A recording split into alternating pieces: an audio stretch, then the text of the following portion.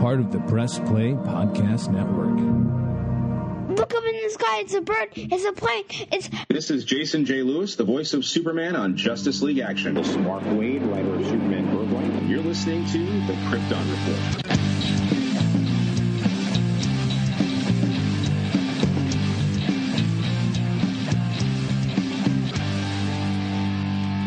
Look up in the sky. Welcome to the Krypton Report podcast. This early morning edition is brought to you by us, who thought we could get up this morning and record one like we used to, but then we realized we're old. I'm your host, Tyler, and this is James. What's up, James? Hey, what's going on, Tyler? I know, I was like, I want to wake up. I love waking up and podcasting with James, but Jania had to turn the air down last night, but then the temperature dropped outside, and then she had the fan up, so I'm just like curled up in bed all nice and toasty under my Justice League blanket, and I'm just like, I don't want to get up. Yeah, no, for some reason I woke up with a headache. So, yay me.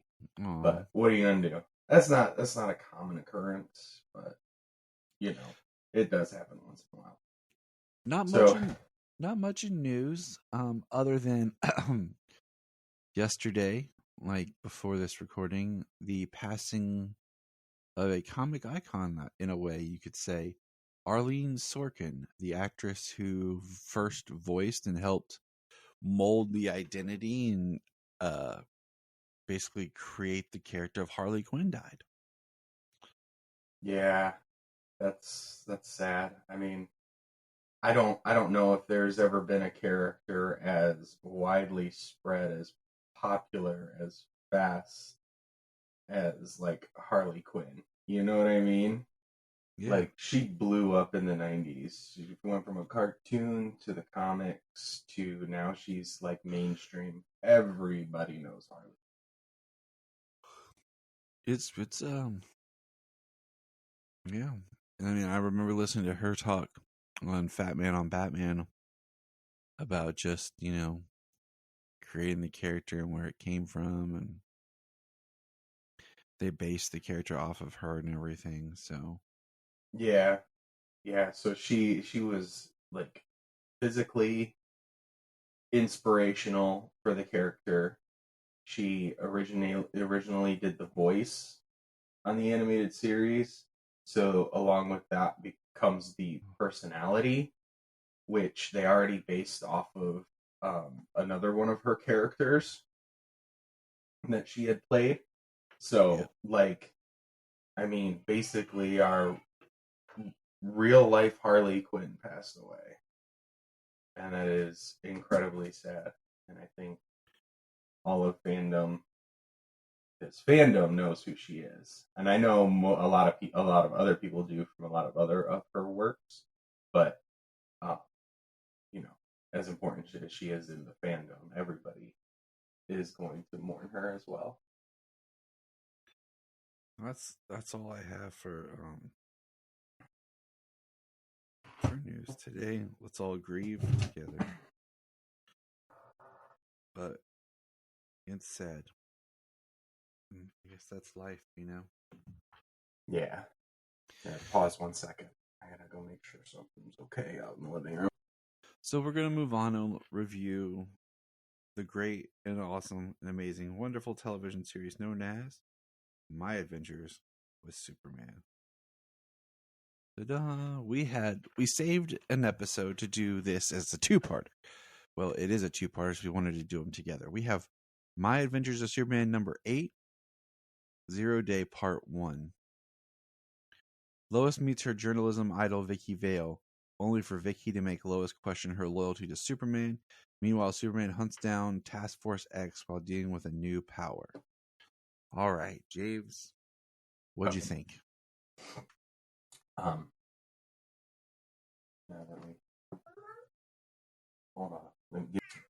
on. I mean, 0 Day Part 1. It was cool. It was interesting. Like them coming after Superman, them taking him down. I'm really interested in, like, obviously we know that there are like DC generals and people. It's very big in that in comics where the government is very much against heroes and one, people's reliability on them, two, people's like worship on them, and three, they pose a potential threat. Yeah, I mean, we saw that was like the season 10 of Smallville. Mm-hmm. But, Yep. We had the Superhero Registration Act. I mean, there's all kinds of stuff. But they're after Superman, take him down.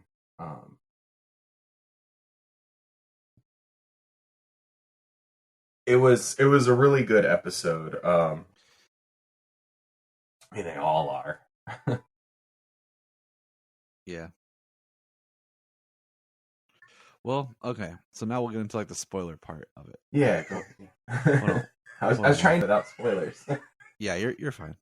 You So the episode starts with Clark basically gaining his super hearing because he's laying there and he starts hearing everything and starts zipping around trying to save everybody. And then when Jimmy returns to the apartment, Clark is exhausted. Like, he looks tired, like he's been drinking so much caffeine, which is funny, but Superman doesn't need caffeine. But which Jack Quaid in that scene is great. He's like super hyped up, like he's almost over caffeinated, and he's like, Jimmy. This is really funny. I love this scene of just him getting the hearing, because it's one of those, he's hearing everything, and he do everything, Yeah, that was actually kind of where I thought they might be going with this in this episode, but they kind of do a couple of different things.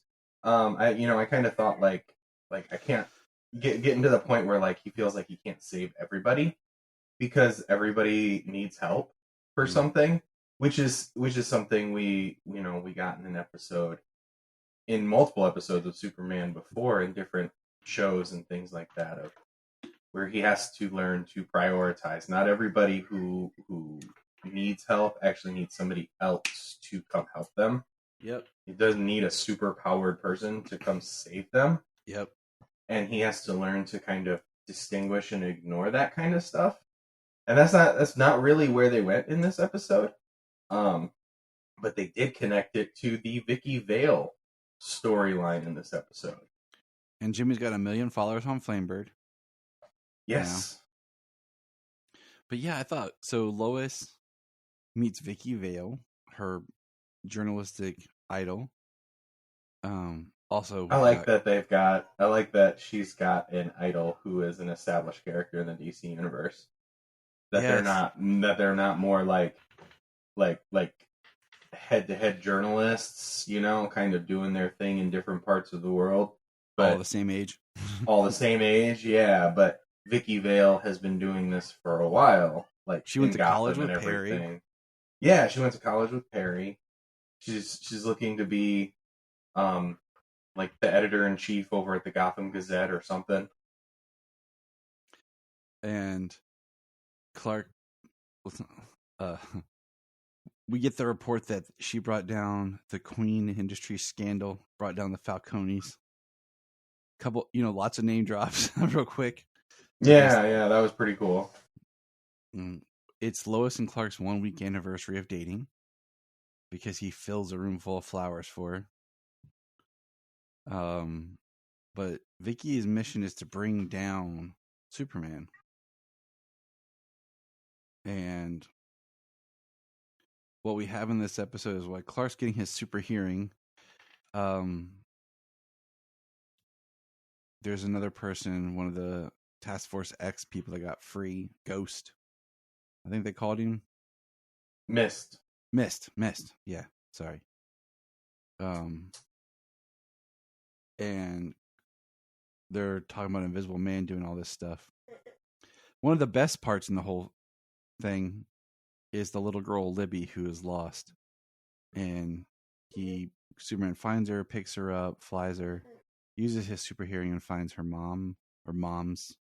It's kind of vague, but whatever. Yeah.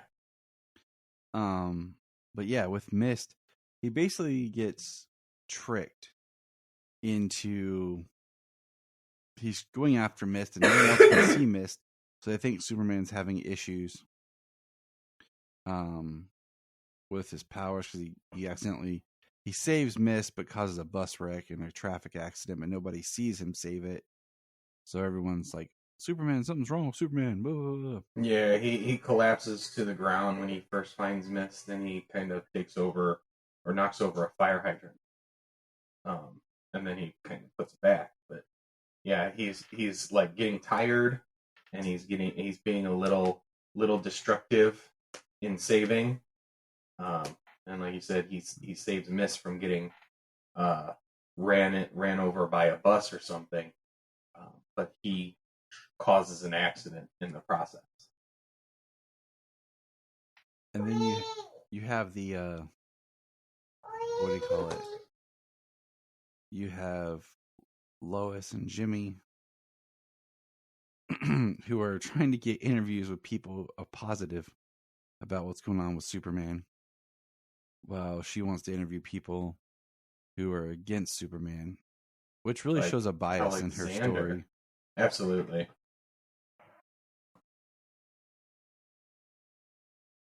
Yeah, she's out to prove one thing. She's out to prove how bad he is instead of being an objective reporter, getting both sides of the story, people he saved and then people who have their quote-unquote agenda, like Alexander, who worked for Professor Ivo.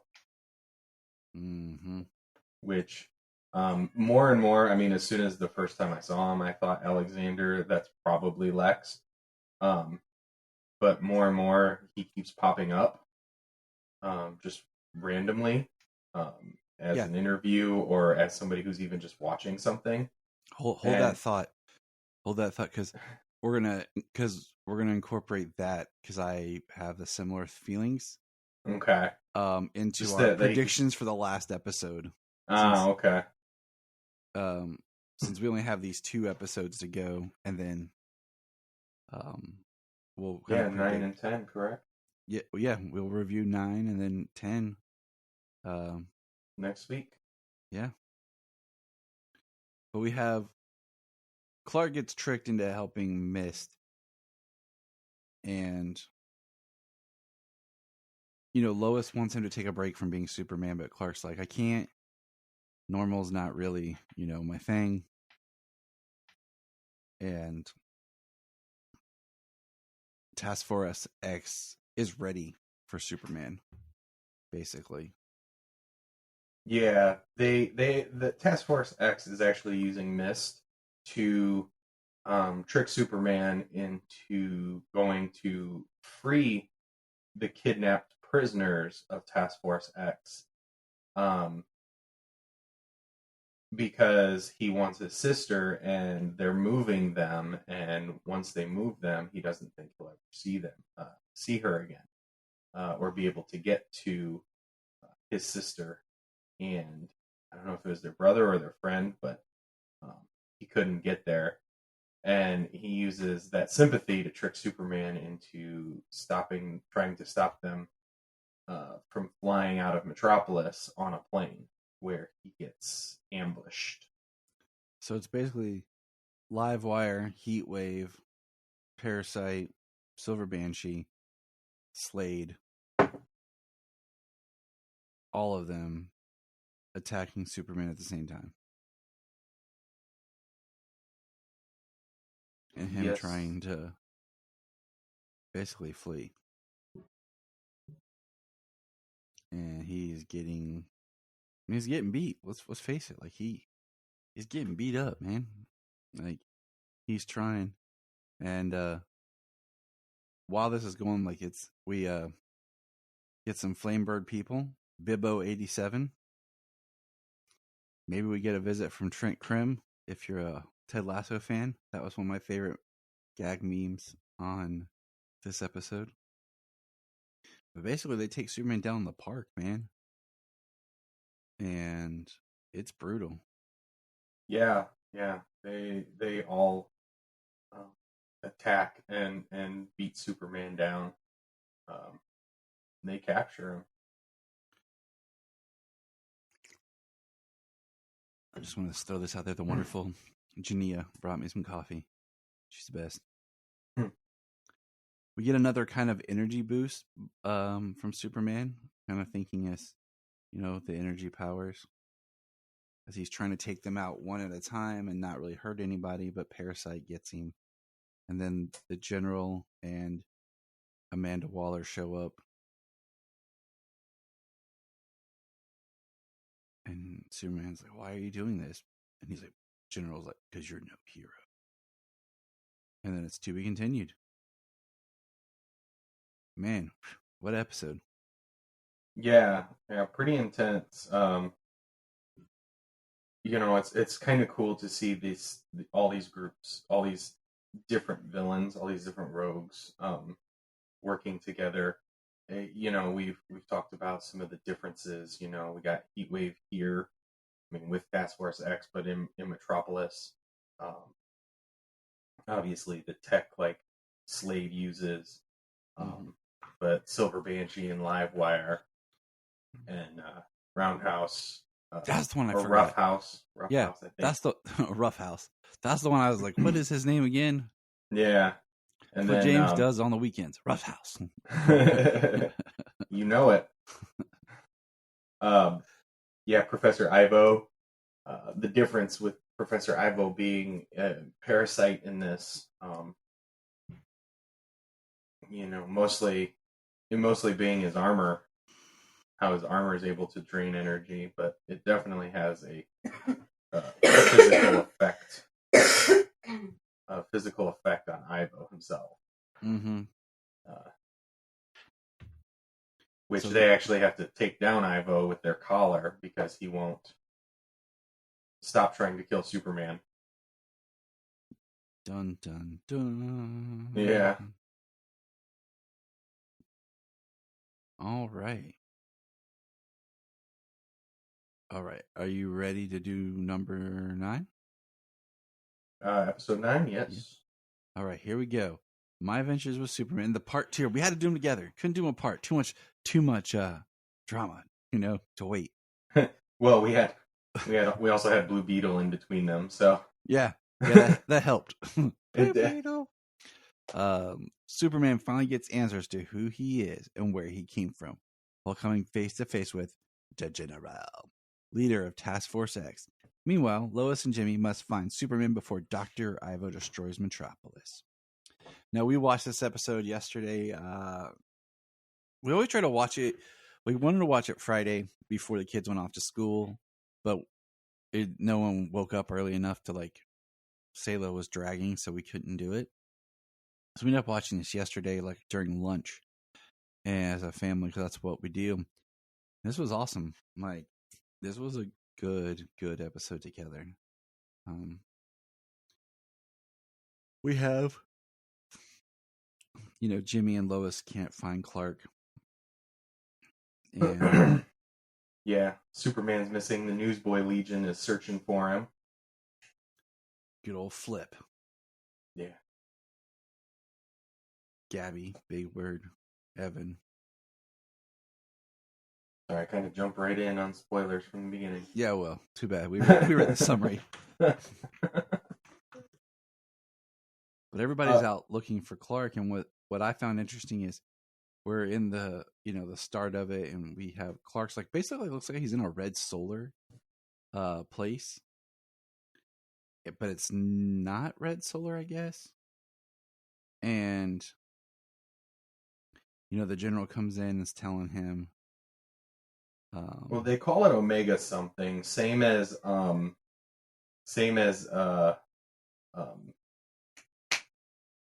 Miss Yormala and the Brain called their red field. It was Omega something. Just I can't remember the technical term they used for it, but it is like a red solar shield. It is interesting because he's dates, numbers, And Clark's like, I don't know what you're talking about. And the general just keeps persisting. He's like, how dare you, act like you're innocent? And he's like, I lived on Earth my whole life. And he's like, stop lying. I was there on 0 day. And so we go back and like this really cool like hologram computer thing of showing a young Mandy / Amanda Waller and a young, did you catch it? Sam. Yeah, it's General Sam Lane. I was like, she said Sam, and I was like, yes. Yeah. I knew it. I told it. I was like, I said it from the beginning. I was like, this is also one of those things that helps when the captions are up too. You know, they did leave it like we did discuss. Like we expected it to be General Lane, but they did just call him General a lot, and we did discuss that there are at least a couple of generals in DC Universe that it could be. And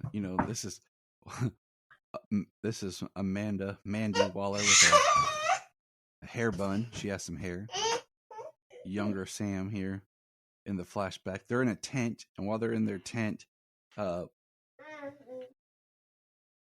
like a giant Kryptonian artifact ship thing, portal that opens, and this is what I want to talk to you about. Is it opens and projects like a wormhole portal, and we see like a Kryptonian armada, like invasion, and somebody out in front, and all kinds of ships and everything coming. Yeah, everything's got the shield shape too. And they drop a bunch of those big robots, and so basically all these people are getting wiped out by these invading looking robots. And at some point in time is when Clark's ship comes through, I guess. Yeah. So this kind of goes towards my theory of so there's a few different things in this scene, we've got because there's a giant explosion that happens that shuts it, and then all the stuff powers down. Yeah, so all the machines, they are definitely controlled like from a source. Because when the portal shuts down, they all power down. Which is how all the technology was left behind, and how they were able to repurpose the Kryptonian technology to make their weapons, to make their OMACs and all the suits and weapons that they've been using to fight Superman, that they've been preparing for since this day. Mm-hmm. But these machines, the technology has Brainiac's symbol on it. It has the 3 little dots connected by the line. So very much we think, that was new. I didn't consider Brainiac being, one of the villains. But it is a robotically controlled army. It is an armada. Our visual of Jor-El in the hologram very much looks ragged, war-torn. He's older. He's got an eye patch. Looks more like a militaristic type race, and makes me wonder what was happening on the other side of that portal. If there was a Kryptonian civil war, do we get General Zod, this and that, and then I think that explosion maybe is like the sun or the planet or something eliminating them on the other side. That would explain why Superman's ship would have been sent through or made it through, because it was the end of the planet. Yeah. The end of their time or their galaxy. That's kind of where my head's at. Is what if that was Zod leading his, attack, and they were going to come to Earth or something, and the planet. Yeah, because it seems like there is something in control. there is a being, humanoid looking, but in sort of a suit. Could be robotic, could be somebody inside of a suit. Like, is that General Zod? Is that a body of Brainiac? And what's this war? Why are they attacking Earth? Is this General Zod trying to, quote unquote, save Krypton by leading them to a planet and taking over, ruling, and destroying everybody on the planet so they can keep it for themselves? Right. You know what I mean? There's a lot of different things here, a lot of different theories we can pose with what happened in this 0 Day Part 2 episode. You know, and then Sam immediately starts calling Clark a weapon, and he says 22 years, why are you on Earth? And, you know, he's like, Superman's like, I don't know. I always thought that, why would they do this? And you just see it like in his eyes, like he's crying, and it causes Sam to hesitate. Because then, you know, here in a little bit, skip ahead just a beat, but, you know, he's talking to a Waller, and he's like, doing the dates, he's like, if they aged like us, he would have been too little to be a part of that 0 day. And this is really where we're starting to get the split between Sam and Waller. That, you know, their mission of what to do with Superman is not the same. Basically, Waller lets Parasite out, and Ivo starts taking out everybody, and Superman's still, you know, chained up, and he's stuck, and he's not going to fight. He don't want to hurt anybody. He just wanted to help people.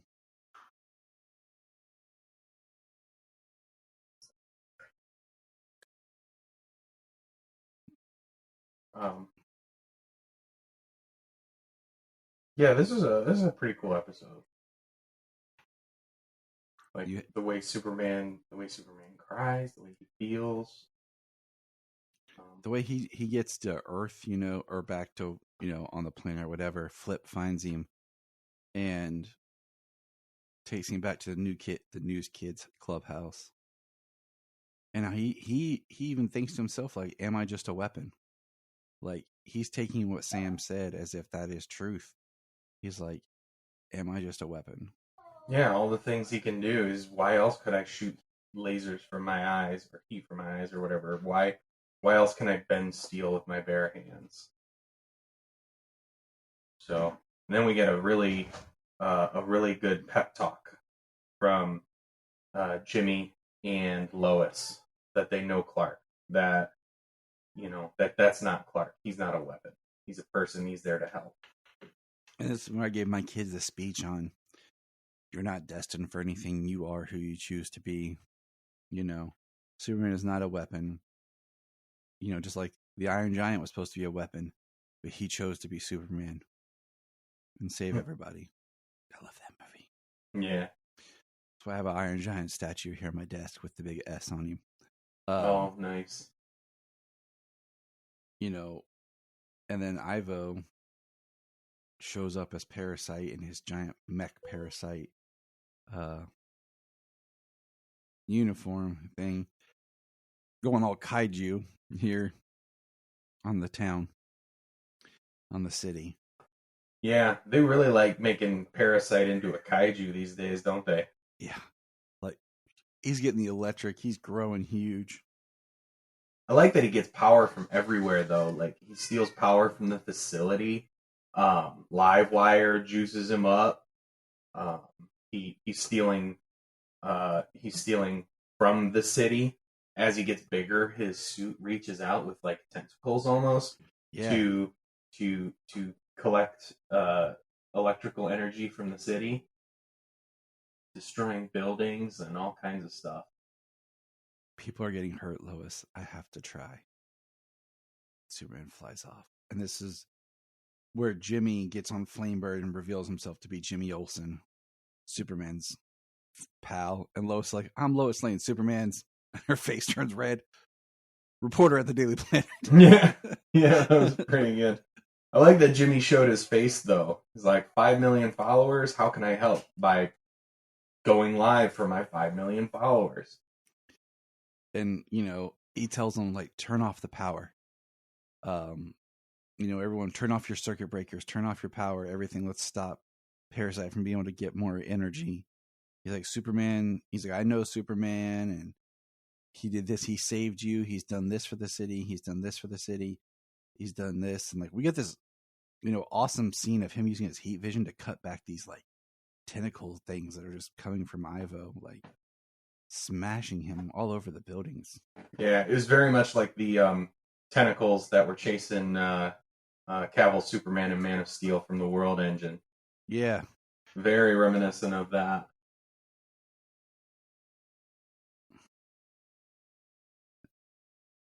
People have told us to fear Superman because he's different from us, but we humans are capable of causing hurt and pain too.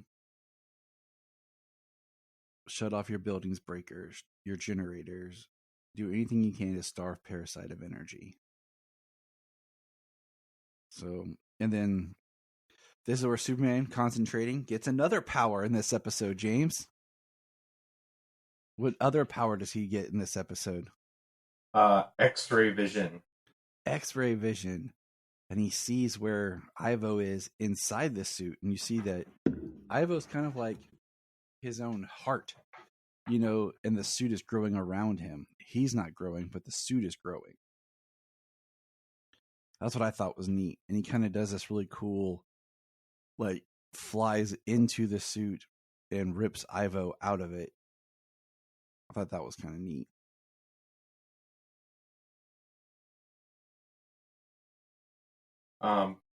Yeah, it's, I mean, the way that the suit is portrayed, the way that he's, the way that he's inside of it, I like how he does fly through it and he takes him out. You cheated! And then somehow the sun comes up right after he's done fighting Parasite. Yeah. Like, it came full up. It went from like 5 a.m. before the sun rises to like 11:30. Yeah. Before the sun is at the peak in the sky. No, there is a little lens flare. It looks like the sun is just coming over the horizon. They do draw a little lens flare in there, coming like just over the horizon as Superman comes in. But I did notice, I was like, man, that got light fast. I know. And then we have this great, I heard everything, Lois. Lois, I know. I meant every word. So cute. So cute. Yeah. My world is better with you in it. He blushes and don't ever make me worry like that again, Smallville. I like that they put that in there, Smallville, and then she says, I love you. Boom. And then he kisses her. He just grabs her and picks her up. Epic. Yeah. And then we get our kind of tease as what we might see or a hint at what's coming up in the next episode, but basically we get a bunch of stuff here. I mean, go ahead. Oh, no, say one thing we forgot was during when Task Force X was escaping is where Slade lost his eye. Yeah, Livewire blasts him in the eye, calls him Black Ops, and shoots him in the eye with some electricity. And Amanda, Jimmy sees the just before we get the Task Force X here, Jimmy sees Lois's ball that she got from the League of Loises or Legion of Loises, and he sees what she's been worried about. Evil Clarks across the multiverse. Yep. And we know what he sees. We've seen it a little bit, and they just kind of show us a real quick glimpse. And then we get, General Lane, Slade, and Waller. And General Lane has been relieved of duty, and they're working for Checkmate, and Amanda Waller is now in charge. Yeah, she's in by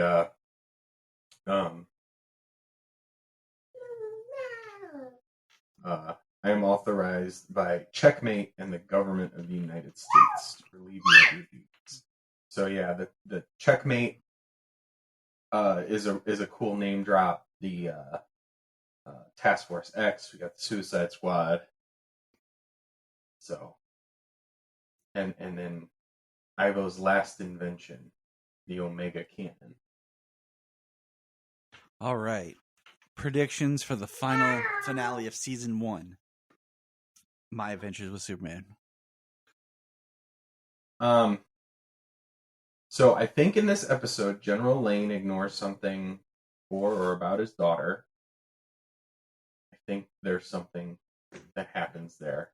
It's kind of quick in passing, a line of dialogue, but I think he's going to be forced to try and follow orders. Task Force X is going to be there. Jimmy and Lois are going to be caught in the crosshairs because they were the ones who said that they are Superman's best friend, and they helped him out, so they're going to they're going to be used. They're going to get caught in the crossfire. General Lane is going to have something to, say about that, putting his daughter as well as civilians in harm's way. So, oh man. And we're going to have a cliffhanger or something of like a Brainiac or some other Kryptonian something or other. I mean, we have no resolution on what happened to Krypton in this world, especially now that we've got this armada that was invading Earth. The things are very different. My prediction. Waller and Slade and everything are going to come after Superman with the Omega Cannon. Sam's going to be tasked to killing him. Basically, he's going to disobey orders to protect Lois. And they're going to find out, that it's Lois's dad who's doing this.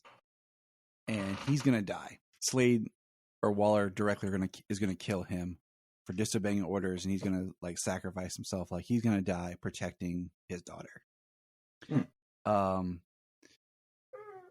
And that's how that's going to come out. And Alex is going to basically inherit Ivo's company, assume control, and decided to rebrand and change it in his image. And we get LexCorp. Because we do see him watching Flamebird. And, it appears he's still up there in that Ivo penthouse, Yeah. And I think that's going to happen. And then I think there's going to be something where Clark's going to take Jimmy and Lois back to Smallville. He's going to have to go back to Smallville and investigate his stuff that's there to try to learn some answers or figure something out.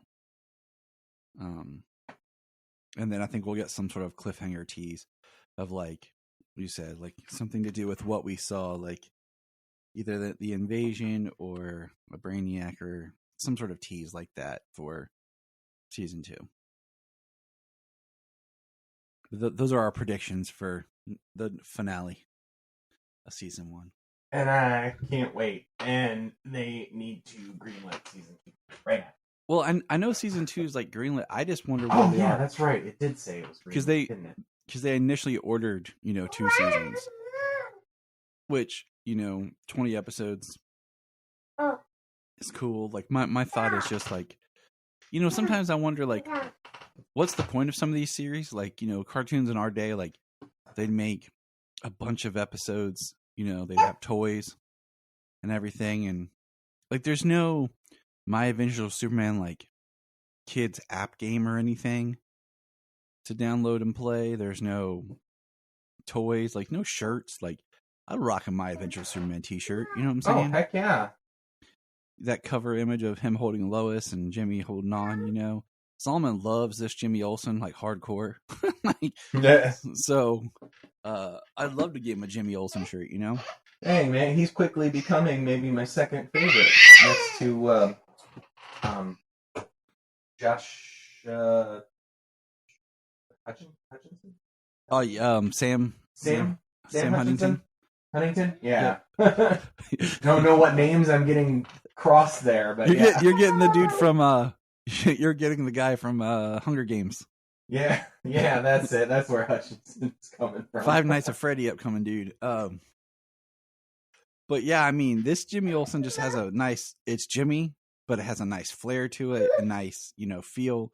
Like we've talked about before with Brian and stuff,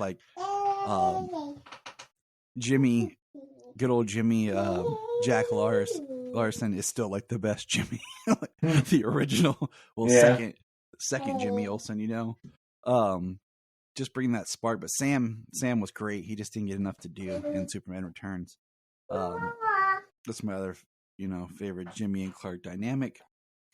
But I'm loving it. So we are going to take a quick break and come back with some comics.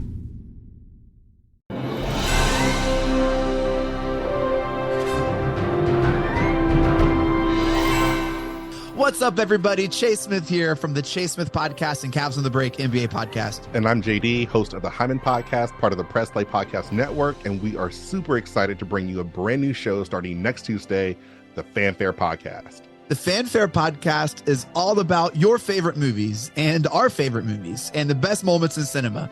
To help guide our discussion, each episode will feature one classic, and we will grade this movie using a report card-like scale A through F. We're going to be grading categories like acting, directing, cinematography, the score, and even the movie poster itself. And we're not featuring a movie report card. We'll be sharing our movie rankings, franchise deep dives, actor and director interviews, and everything in between. Movies have been a major part of our lives, and we cannot wait to share our thoughts with you. Our premiere episode will drop Tuesday, June 27th, and JD and I will be reviewing Raiders of the Lost Ark in preparation of the release of Indiana Jones and the Dial of Destiny on June 30th, the 5th installment of the franchise. Join us on the Fanfare Podcast, available on Apple Podcasts or wherever you listen to your podcast. Hello, Brooks here with the Books with Brooks monthly book club podcast. Here's how Books with Brooks works. We read one book a month, and then we talk about it. Classics like Stephen King's The Shining, debut novels like We Are the Brennans by Tracy Lang, and tons of other compelling, life-changing stories, one book and 1 month at a time. So come read along with us, and then listen in. Here at Krypton Report, we believe in the power of podcasting, the power of speaking your voice and speaking something that comes from you. So here's a couple of podcasts you can check out with people sharing their voice. I am Brian Peters, the creator and host of Gravely Amusing. For the past 30 years, I've studied the history of gods and monsters in pop culture and our world. As a student of theology and history, I've tried to understand evil and its impact on us. As a writer, I've tried to share this knowledge. As a comedian, I've tried to make people laugh as I do it. But as a man-child, I'm still that scared 7-year-old boy. Join me as I share the history of horror and sci-fi, discuss classic and modern pop culture, and share a creepy story or two. This podcast may scare you, it may horrify you, or it may leave you gravely amused. Listen to Gravely Amusing on Apple Podcasts, Spotify, iHeartRadio, and wherever podcasts are found. Follow us on Twitter at Gravely_amusing or on TikTok at Gravely Amusing. Hi, I'm Taria Maynard, and this is my co-host, Jania Patrick. We're a couple of sisters in Central Ohio who created a podcast. Our podcast is called The Confessing Heretics. The basic premise of the podcast right now, as we see it, is we're going to talk to you guys about our stories in religion, would you say? This podcast is about sharing our truths, our religious traumas, and our histories. We'd love for you to join us on our journeys as we talk about our pasts and discover more about ourselves along the way. We will be featured on Facebook, Instagram, TikTok, and YouTube. Just look for The Confessing Heretics. We have a $1 Patreon. Yes, I know everyone asks for money, but our $1 Patreon each month gets you commentary tracks for releasing movies, DC movies. It gets you my Requel series where I pitch ideas about movie sequels, prequels, or whatever. It also gets special bonus episodes of whatever else some of the friends of the network chime in and drop. So check that out for $1 a month. That's all we ask. Keep it cheap, keep it simple, and help us keep going. Check out the link in the show notes or Patreon, Krypton Report. This is Dan Jurgens, and if you want to have a good time, keep listening to the Krypton Report. And we're back. James, comics. comics. I Which read one some. check out? I read some. Yeah, all right. I got this new. Jenny got me this new kind of metal. I don't know, like little filing thing next to my desk where I put my books. Yeah. Let's dig them out here. Let's go. Nice. You can hear the plastic. Comics. All right, what do we got here? We got Superman Annual. I was gonna say, what's our oldest book here? Superman Knight's Terror #2. Superman Knight's Terror #2. Nope. Ah. Aler's being a little rough here. So let's dig into Superman Dawn of DC Annual. Oh, that's what we're going on? Yeah, let's do the annual first. Okay. Save the best for first. It is really good. Yeah, I mean, like, I'm not saying, yeah, but whatever. It's my favorite out of the ones we'll talk about. I really like this book. I'm the Night Terror stuff. I'm digging it. Some of it's okay. It's just busy. I still think Insomniatic is a cooler name than Insomnia because it just sounds like you came up with it and it's an actual name and not just a word, but whatever. Yeah. And some of the storylines I feel like they've drug out too far. Some of them I think are legit scary, but then like sometimes like trying to figure out when they wake up and how they're waking up has been kind of weird, but yeah. You know what was funny was the Joker one. Yeah. Him having to get a job. He doesn't know what to do because Batman's dead. Which I thought it was hilarious. Batman just kind of slips and falls face first as he's going after him, and then falls off of a building and dies. And then Joker keeps him hanging in his closet. Yeah. Like, that's the part I was like, oh, that's creepily weird, but it's a nightmare. Yeah. This annual is actually pretty good. You know, it's a really big... It goes all the way back to Red Cloud from Brian Michael Bendis. We get some Marilyn Moonlight from earlier, and kind of where it ends up. Well, we'll get there. We got Parasite. Yeah, I like. At the beginning it has Lois Lane, editor-in-chief, Clark Kent, Metro on assignment. Shows us all the Daily Planet staff. The Superman's battling Toyman. And what's great is everyone's talking about what they can do to kind of for the news, and Lois just basically loses it and reassigns everybody. Yeah. Like, sends them to do other reporters' jobs. Like, you're all investigative journalists. Like, go do this. Yeah, she sends everybody else on somebody else's beat, basically. Like, spread your wings, Everybody's writing the same thing over and over again. Let's make sure.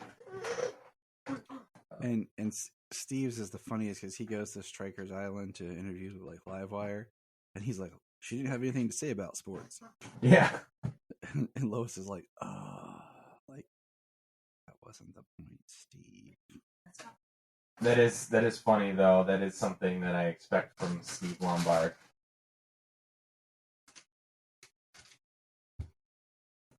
Which actually Lois goes to talk to Livewire.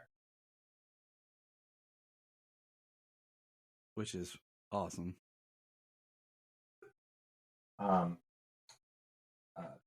The Cat Grant goes to Supercorp to interview and take a tour with Mercy of Supercorp. They want the photo ops. They want to get press for Supercorp, as well as get a story about them going. And they got Parasite working in a work release program at Supercorp with a armband that steadily feeds him a healthy diet of energy and keeps him less cranky.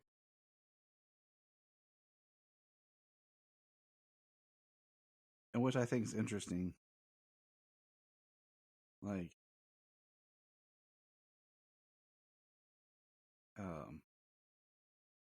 his whole like thing that's going on. Like, they go to Supercorp and they get the T-shirts, but Superman doesn't want to sell merch. Yeah, Mercy says we can give it away for free. I really love how this annual, the story is very layered. You've got the Daily Planet and all of the reporters. You've got Lois Lane, what she's doing. You've got Clark Kent, Superman doing what he's doing. You've got Toyman. You've got Dr. Farm and Mr. Graff. You've got Livewire and Parasite and Mercy. And Kat is questioning Mercy about her history. Like, she doesn't have much history. She talks about it personally. Which, when a Parasite starts to attack, she says all this is off the record. What you're about to see is off the record. And she transforms her arm into a cannon. Which is awesome. Yeah, this is a very cool story and very well layered. You see in this prison, like, all of the prison guards are running on LexCorp technology, on Supercorp technology. They got all the Lexo suits and stuff. The guards are wearing Lexo suits. And then we get like another Parasite, like one of those that had survived from earlier. Yeah, one of the ones that split off of him. Mm-hmm. And he asked to keep it as a pet. Yeah. And then, like you said, you have the Red Cloud reference back. Yeah, she said she was planning on escaping in a few weeks. But since Lois Lane's there, she's going to try to escape and kill Lois at the same time.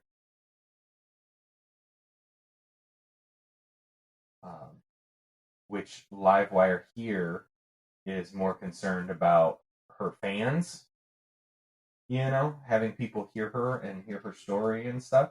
So she actually attacks Red Cloud, and they lock her away in a cell. And she actually helps Lois, which is great. And like I said, meanwhile, Clark's doing, like, Superman's very much in the background, which I love, actually, in this. And, finds Winslow tied up, actually. And what we find interesting as they're digging around is that there's all these stories about Lex Luthor that they're trying to pull from the archives. Yeah, Lois's big story. We have Marilyn Moonlight show up and save Cat Grant, and Cat tries to make a connection about wanting to help and be her reporter.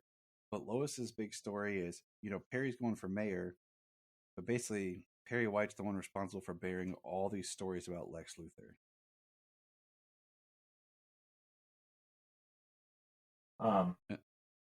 Yeah, which is really interesting. One person, and that doesn't sound like Perry White at all. So, and then the double punch at the end is Dr. Farm has Lobo. Well, I was gonna say one right before we get there. This is the whole story. Kind of, we got this Daily Planet. Oh yeah, column. Shocking news about Livewire. We've got Parasite and Supercorp, and Cat Grant gets an interview with Marilyn Moonlight. So I think it's really cool the way that's all wrapped up, the entire story, and it even feeds into the end here of Superman meeting Lois and changing back into Clark, and it was kids playing a video game that they thought they were the ones controlling. It's like a video game demo, and they were the ones controlling Toyman's robots. destroying the city and putting people in danger.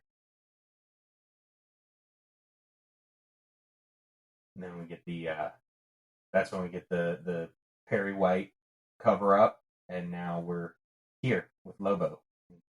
Continue. Sorry, I wanted to have that newspaper wrap up. I mean, like I said, the way the story was layered so well with all the characters and all of their beats, like I wanted that little bit of resolution in there for the annual. Because this is going to leave us on a cliffhanger. Because they have Lobo, and he's thinking he's the last one, and all the rest are dead. But then we see it says scans pause, and we see this, and we see Brainiac looking at a bottled city. And then let's see, he has two dogs, look like Doomsday dogs. They do, yeah. So I thought this was a great issue. It was. This I found the ending a little confusing. The wording maybe. Because it starts where it says scanning files, and it's is Brainiac watching some of this stuff going on? It says scans pause. It says our past work has been uncovered by Superman and Lex Luthor's enemy, but it is too late. Your time has come. You have hidden long enough. Unbridled violence, horrific ignorance, the worst the universe has to offer. My bottled city of Zarnia. That's clear. He's got Zarnia. He's got a bottled city. He is apparently looking to unleash their crazed madness on Earth. From the image we saw from the previous splash page. And Superman's adopted home holds the greatest secret in the universe. You will help me uncover and contain it, so that for the first time I will not be alone in the universe. So, what is Brainiac looking for, and what secret is on it? Reading it out loud, it makes a little more sense. I read it over a couple of times in my head, and I was like, what are we talking about? There's just some stuff you just have to do that. Mm-hmm. It doesn't make as much sense unless you do it out loud.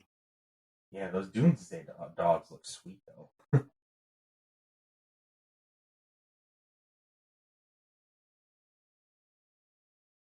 All right, so now, Night Terror Superman number 2.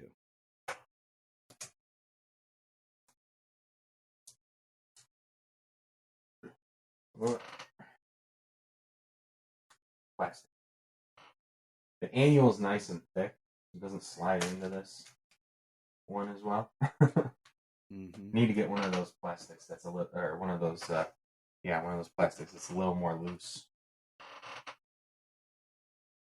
You ever had that and you open up the package and they're not all the same size? Yep, and you kind of wonder, why is this different? Why are they so big? Why are some so small? Yep. And some you can't, you have to put it in exactly board comic or it's not fitting. So Night Terror Superman number 2, we open up with Kara and her dad going to a dig instead of he says a reward would be in order because she passed her exams. But then he takes her to the middle of nowhere to a dig. And it looks like there is a Doomsday skeleton in the dirt that kills her father.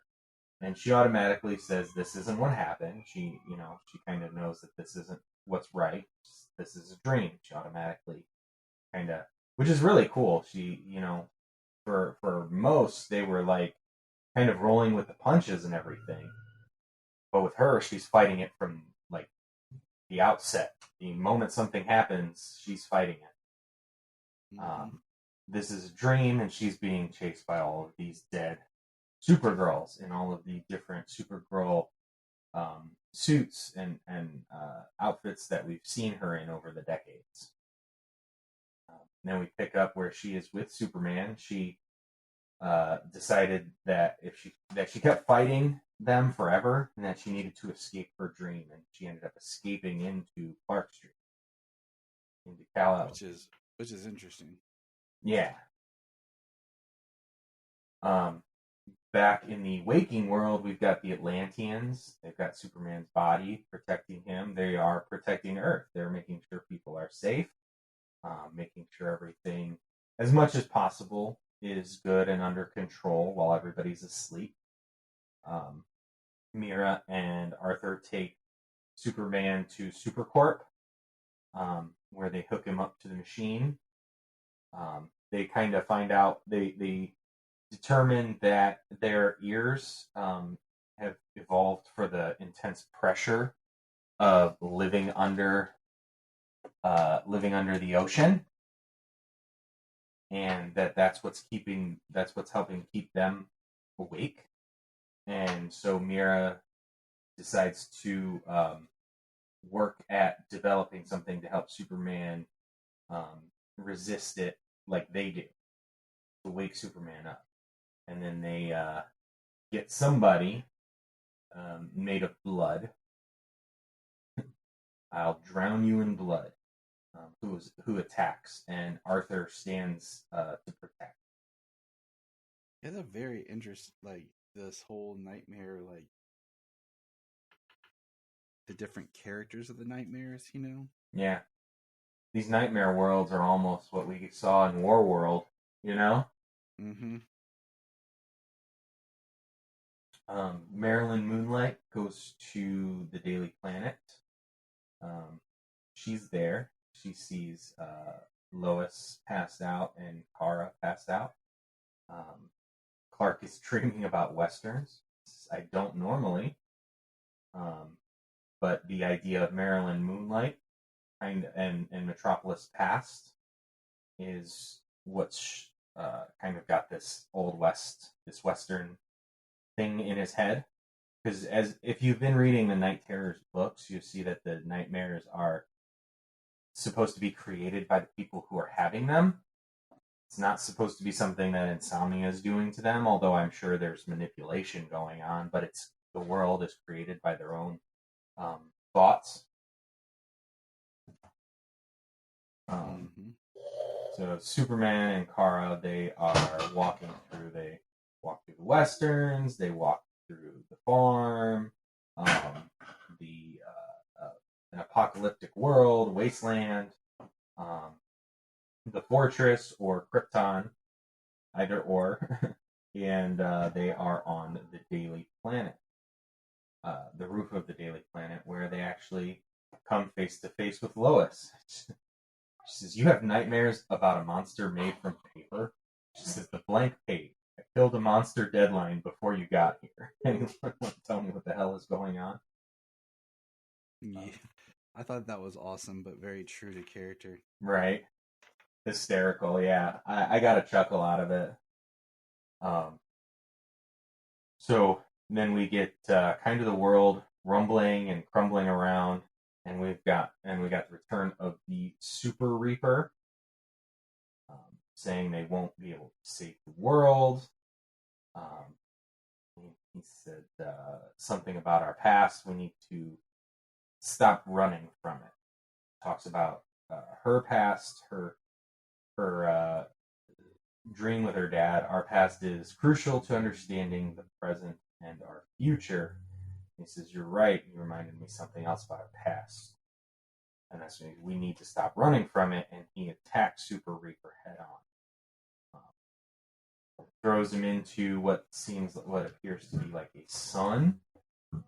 And there's a giant explosion, and Superman wakes up.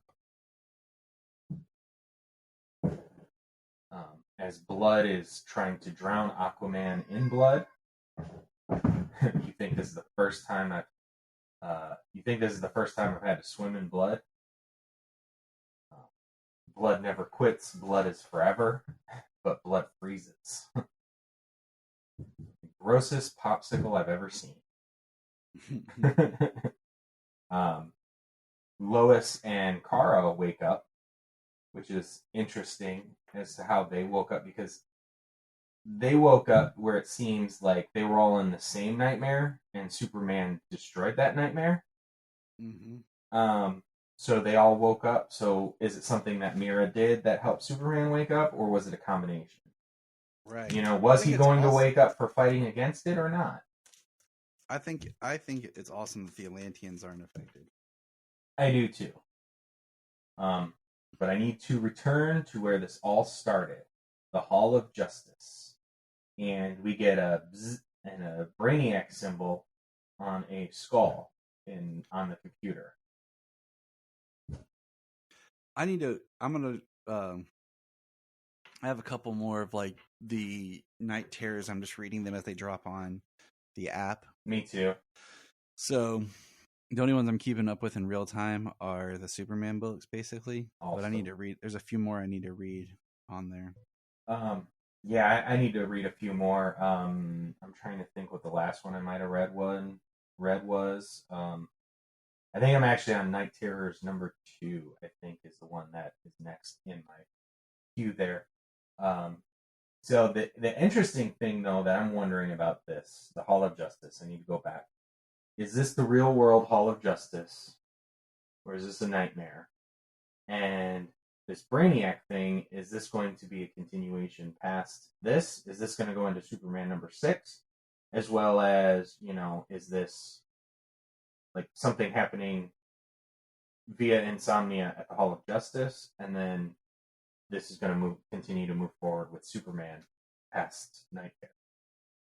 I think it's a multi-layer setup at the end of this issue. Good question. Well, because we also Night Terrors to be continued in Night Terrors Night's End, and Superman Adventures continues in Superman 2023 Annual and number 6 next month.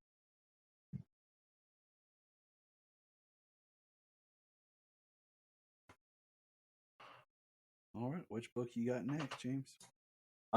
Well, the next one I got here is Steelworks.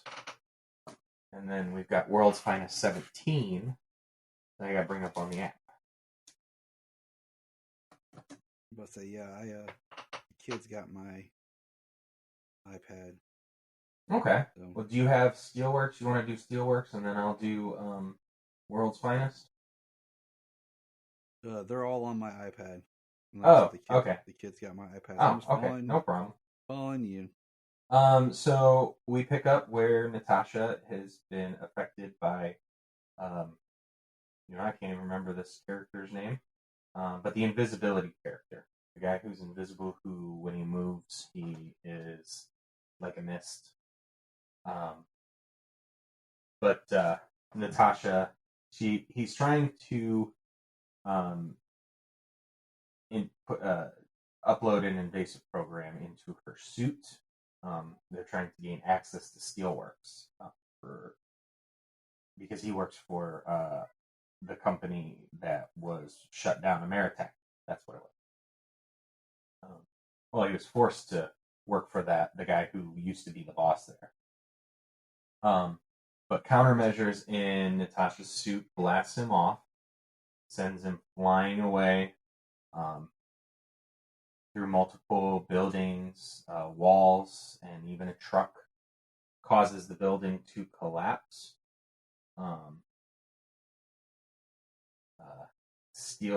John says Steelworks Genesis shield drones. They're prototypes. They're not quite ready to go, and he says, do it now. We've got buildings collapsing, and the super family shows up. I mean, I am liking the suits that they're all wearing, you know? I like the coats, the jackets. Everybody's got a unique look. Like John's and Kara's are like the closest to a suit without a jacket. And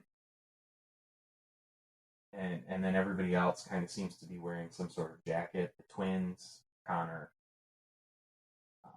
I just like the uniformity of the super family, the way they're looking these days. Pretty cool. Although these suits kind of change a little bit depending on the drawer, the artist, Yep. I would like to see a little more uniformity with each character than it changing depending on who's drawing them. John takes Nat back to Steelworks Medical Bay, runs some scans on her, kind of discovered that the suit, like her molecules were scrambled, and traces of the alloy from the suit is in her molecules. So, interesting. Kind of wondering what that's going to lead to. Or if that's going to, I don't know, dissipate or something. I don't know. John here talking about how he figured out 0 point energy from the War World's Genesis energy. Trying to make Metropolis safer. Superman says, "What will be quote? What will become of us if there is nothing to save?" Is that it? Superman is not. He's not worried. He knows that John is trying to do the right thing. I think Superman realizes, that. I mean, as it goes, obviously we know this. We've seen this when it comes to.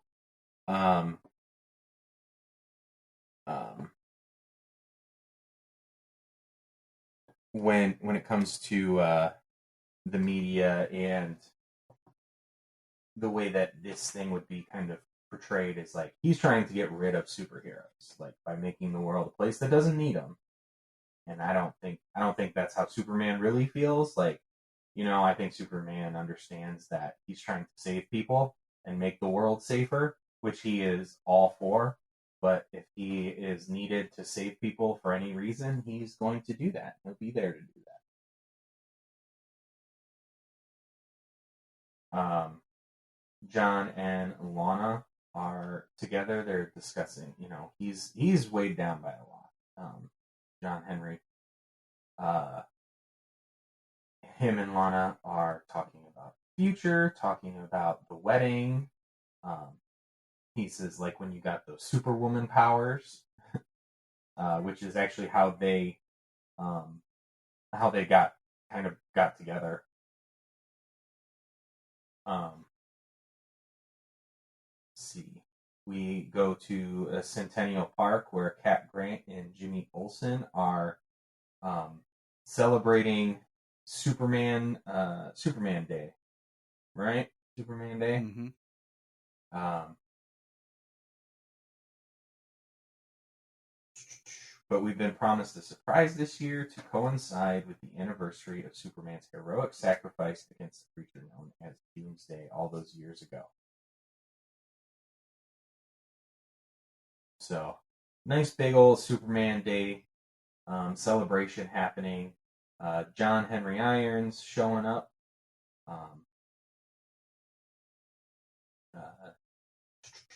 Lana is... I was wondering what was happening here. Lana's kind of got some sparks coming out of her fingers.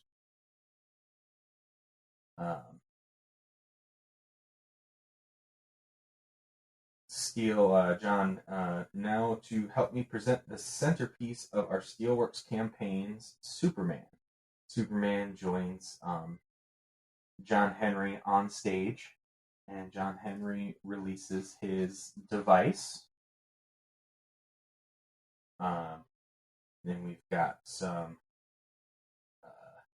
robots, some drones attack.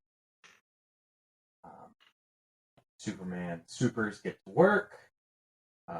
Send over John Henry says send over the drones. These machines are, they're just here. They're attacking.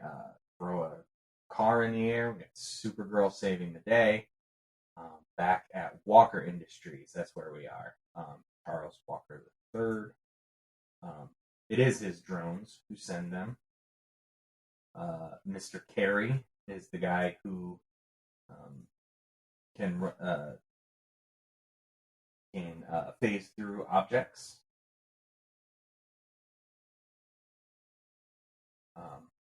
This is during the fight. Superboy Connor is attacking, and he says something something is wrong, and he does a large heat vision blast that destroys some robots. Keenan, Connor, are you okay? I don't know what happened. Superman and Keenan see that Superboy gets to Supercorp immediately for analysis.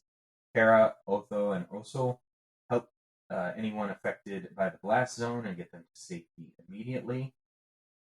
John, you and I will take the androids to Strikers to keep them on ice until we know what we're dealing with.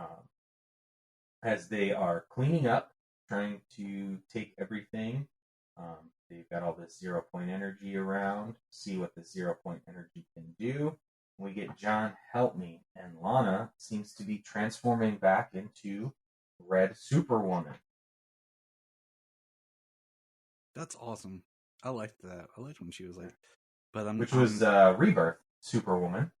Yeah. And wasn't Lois Superwoman blue? Lois was blue, yeah. Yeah. And she died. Like, and it was Lana was red, so. All right, man.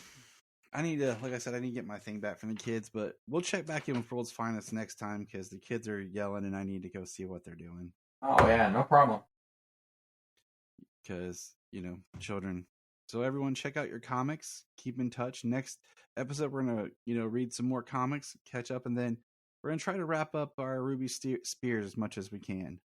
And we'll have Maz, My Adventure with Superman number 10, and keep checking out. And remember, look up in the sky. We just want to say, if you've enjoyed this podcast, please check out other podcasts on the Press Play Podcast Network. If you are like Tyler and James and can't get enough Super Talk, check out these other podcasts. Digging for Kryptonite, Supergirl Radio, The Last Sons of Krypton, The Superboy Legacy Podcast, All-Star Superfans, Superman the Animated Podcast, The Aspiring Kryptonians, Always Hold On to Smallville, The Geek of Steel, and Truth, Justice, and Hope. Remember to check out Krypton Report on all social media platforms. Go to linktree.com/Krypton Report. You find all of our information.